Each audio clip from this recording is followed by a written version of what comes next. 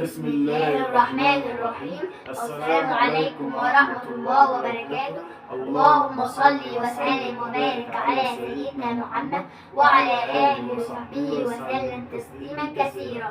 سليم على المتابعين اهو. عاملين ايه؟ حطوا لايك واشتراك وفعلوا زر الجرس. عاملين ايه؟ ازيكم؟ حطوا لايك واشتراك. عايزين بقى ايه؟ نوصل هنا كده عشان عايزين نجيب الجرس. ان شاء الله باذن الله. النهارده يا جماعه كنا بنتمشى كده في الشارع النهارده، وطبعا الناس كانت واخده دور برد شديد الحمد لله، وكانت ما بتاكلش ليها كذا يوم. فقوم نجيب لها حاجه حلوه. طبعا سكان مدينه دبا. في شاب جميل واقف قصاد فرع بطاطون. بيعمل كنافه يا جماعه، بصراحه حاجه كويسه جدا. بيعمل كنافه بالجنين كده وكنافه بالقشطه، وعنده حلويات كده مشكله. فاحنا جبنا منه بصراحه ناس محترمين جدا وشاب زي الفل. يا ريت يا جماعه كلنا ندعمه ونقف معاه. وان شاء الله باذن الله يكون ربنا يجعلها فتحه خير عليكم. نيجي يا جماعه نجرب كده نشوف الكنافه اللي احنا جبناها. هو طبعا عنده تشكيله كبيره، عنده بالمانجا وعنده بالكريمه، بس احنا اخترنا نجيب الكريمه اهو. بسم الله الرحمن الرحيم. بصوا يا جماعه ده شكل الكنافه بالكريمه. بصراحه حاجه جميله وحاجه حلوه خالص. هو الكيلو يا جماعه سعره 100 جنيه.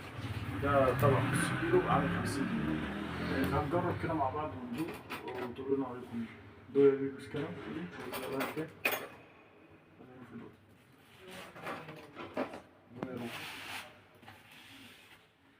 بسم الله الرحمن الرحيم.